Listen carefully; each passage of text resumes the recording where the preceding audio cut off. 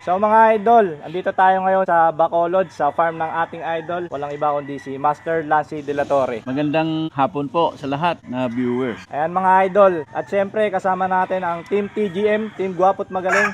Kasama ko si Ako nga pala mga idol, si Manok ni Inad. at syempre si Alakdan Game Farm, Mark Silva mga idol. At kasama ang anak ng nag-iisang legend na si Master Lancy De La Torre. Mark De La Torre po.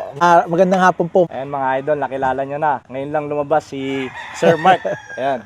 At syempre si Boss Ray na nagsama sa amin dito sa Bacolod. Magandang hapon, Fire Game Farm. Ako po pala si Melbert Flores ng Herbox TV. Pre mga idol, i-shoutout ko rin yung mga hindi nakasama sa team, si Tisoy Wonder, Ibo ni June, Papa Dogs, at Micaela Alegria, Ryan Vergara. JR Alego. Tatanungin lang natin si Master Lancy De La Torre about breeding. Dahil alam naman natin na master breeder si Idol Lancy. Sir, tanong lang about breeding. Pwede mo ba kami makwentuhan ng mga tips about breeding para may matutunan yung mga viewers natin? Yeah, okay. Number one po, pag sumali kayo sa breeding, dapat meron kayong area na angkop sa breeding.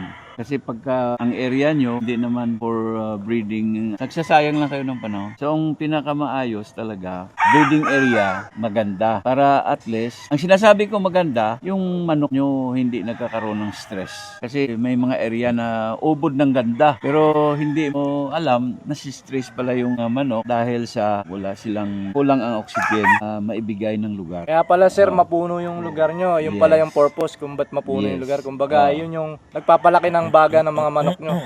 Wala silang stress because hindi sila naiinitan. Kasi number one, dapat ang manok hindi maiinitan. Parang natural, binibigay mo yung natural na habitat.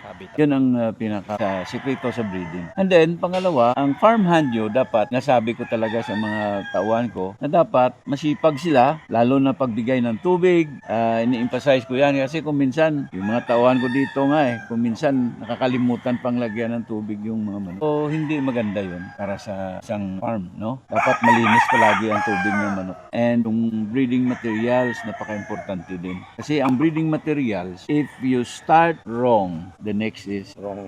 It will come out wrong.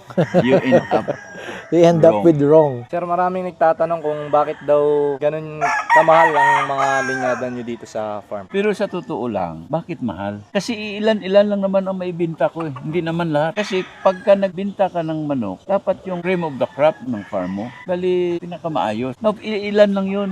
So ang kapital mo dyan, May mga ano kasi sa kakapili, no? magpalabas ka ng, let's say, 500 heads. Ilan lang ang bibili doon. Hindi naman maubos yan Tama lang na ganito ang presyo. Tsaka number 2, mura ang manok mo. Ibig sabihin nun, hindi mo na-select ng maayos para yung labas doon, maayos din. Kaya sabi ko sa kanila, mahal nga ang manok ko, pero minsan ka lang bibili. Kasi maitutuloy-tuloy mo yan na i-breed Kumbaga sir, best of the best talaga. Yung Yes, of Oh, course. best of Oo. the best talaga. Kasi hindi lang naman isang araw ito na nag-aralan ko 40 years na, may get 40 years na nandito ako sa industry. tama. Pero hanggang ngayon, nandito pa rin ako.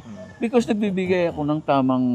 Kasi yung industry, dapat, kung gusto mong tumulong sa industry, you need to select the best para i-share mo sa mga tao. Ganon. Kaysa yung halos lahat ng manok mo para pang binta. Kasi basura mo ngayon, ibibreed nila. So, ayoko noon. Gusto ko, kita mo yung mga nakakakuha sa akin, palagi nagpapasalamat sa akin kasi maayos yung palabas yung mga nila. nakuha ko nga puro maayos. Oh. Now, there will be a time na magbe-breed ulit ako ng mga boses. Before ako mag-retire, magbe-breed ako. And then, kung gusto nyong makakita ko, punta kayo sa tingnan. Kung totoo ba o hindi. Kasi gusto kong i-share Yan ang abangan nila. yung paghanda, pagtari, lahat. Dapat kumplito ka Kasi ang hindi lang isang bagay. Dapat marunong kang, number 1, tari. Number 2, paghahanda. Number 3, yung management. Pati na yung pagbitaw sa loob. May mga bagay na dapat mong i-correct dyan. Hindi na magbitaw ka lang doon. Alam mo, okay na. No? May mga diskarte po pala. May discarded yan sa loob. Sir, total nasabi niyo na rin yung sa ruweda. Ano po ba yung mga tips niyo sa ruweda na dapat gawin ng tama? Dapat, ang number 1, hindi mawala yung focus ng manok. Kaya kung minsan, yung mga nagbibitaw, Pakita sila ng manok, yung dalawa. Pagkatapos, tatalikod yun at saka parang tinatago niya pa yung manok tapos ilagay tagilid. So, ang manok hindi preparado. Hindi nakaka Oh, nawawala ang Hindi siya focus niya focus. doon kasi makikita niya sa doon. opponent.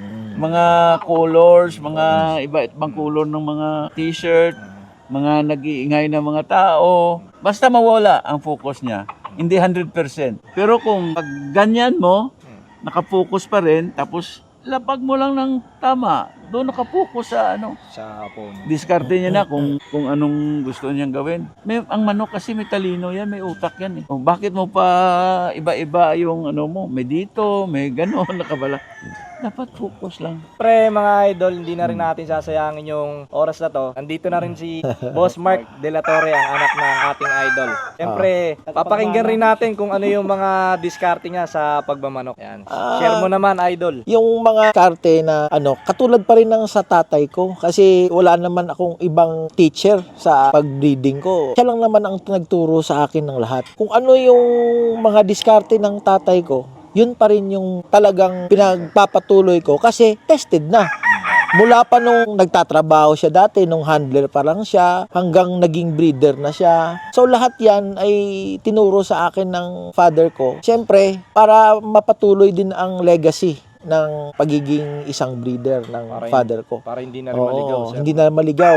Kasi pag nakinig pa ako sa iba, maliligaw talaga ako. Kasi eto, tested na eh. Hindi ko na kailangan pang mag-explore. Siguro, kung merong tao na magturo sa akin na tama, Kung alam niyo naman tama. kung alam ko naman na tama, siguro yun yung susundin ko rin. Pero for now, talagang yung mga advices na talaga ng father ko at lahat ng mga diskarte niya, yun lang talaga ang sinusunod ko. Ako may tanong ako kay Boss Mark. Boss Mark, paano po ba kayo mag-select ng material? Bali, unang-una, ang body confirmation, ang mata, importante yan. Kasi dapat yung mata ng manok natin, dapat kabilog yan eh. Tapos walang masyadong puti. Hindi po ba nakaluwa, sir? Nakaluwa. Tapos yung mata dapat buong-buo yan sa loob ng kanyang mata. Kasi Team, sir. merong puti na malaki yan, bumababa yung pedigree niya. Oo. Katulad din yan ang sabi ng tatay ko na nawawala yung pedigree pag lumalaki na yung gap ng mata. Oo. Line importante. Tapos importante yung selective breeding. Yung ibig ko sabihin ay dapat i-select mo talaga yung the best na makukuha mo. Wag yung bibreed ko to dahil to. Hindi pwede yan. So, dapat kompleto talaga. I-perfect mo talaga kung maaari. Wala naman perfect eh. Pero at least malapit ka sa perfect, 'di ba? So, yun ang pinaka-tip lahat pag breeding. Dapat talaga, you select the best. Selection is the key, sir, no? Yes, selection is the key talaga.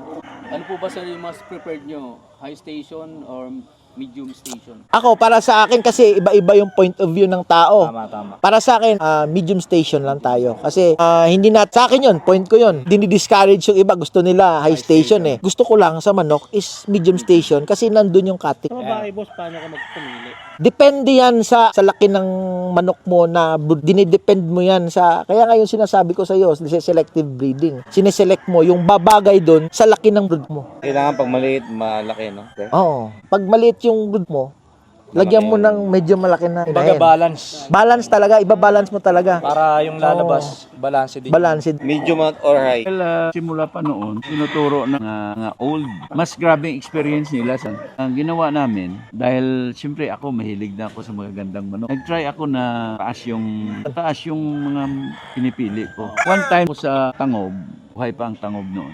Ang number one na doon, sentensyador, si Birong. Magaling na magsentensya. Sentensya, Number oo. one yan na sentensyador sa buong Pilipinas. Now, sinabihan niya ako, Lance, bakit gumamit ka ng ganitong manok? Hindi ko gusto ko lang itry kung totoo na hindi siya magkakat ng maayos. Imagine ka sa apat na manok, 3 ang pilay ka agad. Pagbanggaan sa taas, pilay ka agad sa pagdating sa lupa. Yung isa naman, although na pero ang tagal, I started to think na tama pala itong mga matatandang breeder na makikita mo na hindi sila ng sobrang taas. Hindi naman natin ma-deny na sometimes yung manok na matataas din sometimes.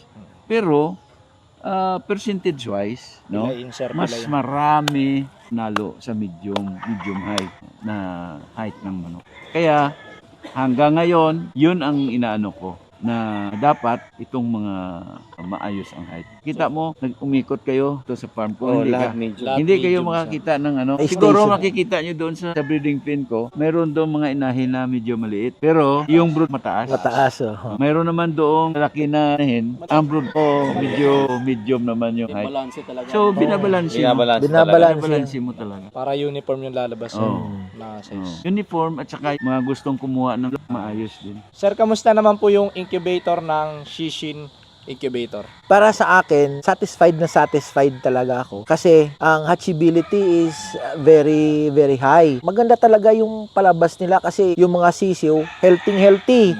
Hindi sila yung parang basa-basa na ano, paglabas ng hindi malagkit. Parang paglabas nila foamy sila. Kumbaga, mabulak talaga. So, yun ang kagandahan. Doon mo makikita kung maganda talaga ang incubator. So nakikita mo naman sir, ano yung pinagkaiba ng incubator ng Shishin sa other brand? Actually, ang ibang brand ay okay din pero mas okay ang Shishin. Kasi experience ko, mataas talaga yung hatchability nila. Talagang highly recommended sir. Highly recommended. Ang dami ko ng mga kaibigan na inintroduce ko sa kanila yung incubator na yon. Kaya sa balita ko sa kanila, maganda din daw yung resulta ng Shishin incubator. So yun mga idol, narinig nyo naman mismo sa breeder na si Sir Mark, ginagamit nila yung Shishin Incubator. Mga gustong mag-inquire ang incubator sa Shishin, ayan, pwede nyo kaming i-PM. Kaming mga team Guwapo't Magaling, ayan, si Sir Ray din. So, medyo mahaba na yung usapan natin, idol. Maraming salamat po sa isang karangalan po na makapanayan po namin kayo, sir. Maraming salamat po. Thank you, sir. Thank you. Kung I'm here para to share, Libre I'm for magtanong. the industry. Libre ang ano, matuto. libre matuto. Oo, libre matuto. Yung Makipagkwentuhan, pumunta kayo dito pa sir. Tatanggapin kayo yung buong buo. Oo. Ayan, narinig nyo naman mga idol, ang ating master na si Idol Lancy De La Torre. Ayan, so yun lang mga idol, dito ko natatapusin ang ating interview. Ayan, suportahan natin ang Redfoot Game Farm. Farm mo sir. MLB and MDT farm. Suportahan din natin mga idol, anak ni Master Lancy De La Torre.